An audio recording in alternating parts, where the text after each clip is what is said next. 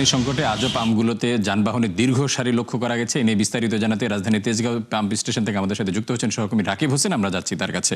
রাকিব, আসলে গতকালকে এবং পরশু এত পরিমাণ তেল মানুষ সংগ্রহ করেছে, বিশেষ করে বিপিসির যেই নির্দেশনা, সেই নির্দেশনা পাম্পগুলোর হাতে আসার আগেই কিন্তু এত পরিমাণ তেল মানুষ সংগ্রহ করেছে যে কারণে ইতিমধ্যে রাজধানীর বড় একটা অংশের পাম্পগুলোতে তেলের সংকট দেখা দিয়েছে। আপনি দেখতে পাচ্ছেন আমার পেছনে যে পাম্প, এটি তেজগাঁওয়ের একটি বড় ফিলিং স্টেশন। এখানে প্রায় 15,000 লিটার অকটেন এবং 15,000 লিটার ডিজেলের সংরক্ষণ থাকে প্রতিদিনের জন্য। কিন্তু গত শুক্রবার বিকেল থেকেই এখানে তেলের সংকট রয়েছে, অর্থাৎ অকটেন, ডিজেল এই দুই ধরনের জ্বালানির কোনো ধরনের সরবরাহ তারা দিতে পারছেন না। শুধুমাত্র সিএনজি গ্যাস তারা সরবরাহ করছেন। সিএনজি গ্যাসের সরবরাহ তারা বলছেন আগের তুলনায় কিছুটা ভালো আছে, এবং যে গাড়িগুলো আপনারা দেখতে পাচ্ছেন সবগুলো গাড়ি শুধুমাত্র গ্যাস সংগ্রহ করছে। এবং পেট্রোল, অকটেন, ডিজেল সরবরাহকারী যে কর্মীরা আছেন এই পাম্পের, আপনি দেখছেন যে তারা অলস সময় পার করছেন।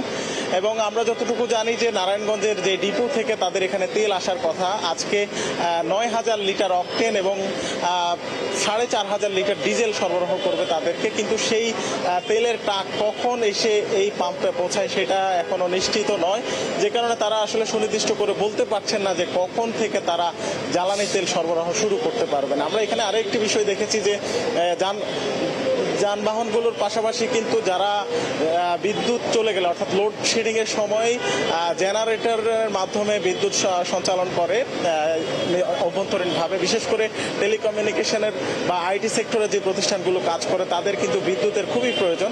তো তারা কিন্তু জ্বালানি তেল পাচ্ছেন না জেনারেটর চালানোর জন্য। সেক্ষেত্রে কিন্তু সেই ধরনের সেবা আসলে ব্যাহত হওয়ার একটা আশঙ্কা তৈরি হয়েছে। তো সব মিলিয়ে বলা যাচ্ছে যে জ্বালানি তেলের এখন যে সংকট দেখা যাচ্ছে সেটা আসলে গত 2 দিনের যে সাপ্তাহিক ছুটি ছিল সে কারণে সরবরাহ বন্ধ থাকায় এই সংকট তৈরি হয়েছে। মন্ত্রীর আশ্বাস অনুযায়ী যদি আজকে সরবরাহ ঠিক হয় তাহলে হয়তো এই সংকট কেটে যাবে।